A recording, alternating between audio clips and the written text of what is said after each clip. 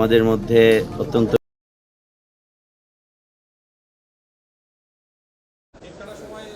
সৌহার্দ্যপূর্ণ পরিবেশে আলোচনা সম্পন্ন হয়েছে। আলোচনা অত্যন্ত ফলপ্রসূ ছিল। আমাদের পক্ষ থেকে বর্ডার কিলিং বা সীমান্তে হতাহতের ঘটনা শূন্যের কোঠায় নামানোর একটা দাবি ছিল। যে কোনো ধরনের অবৈধ অনুপ্রবেশ এটাকে রোধ করার জন্য এবং মাদক এবং অস্ত্র পাচারের বিরুদ্ধে আমরা শূন্য টলারেন্স যেন শো করি, এগুলি আবেদন তারা সবই মেনে নিয়েছে।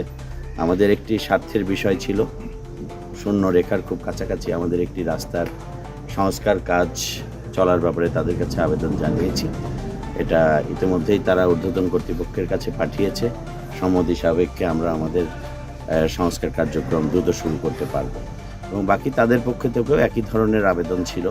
আমরা উভয় পক্ষ সৌহার্দ্যপূর্ণ পরিবেশে পারস্পরিক সহযোগিতা এবং পারস্পরিক বিশ্বাস এবং আস্থা যেন বাড়াতে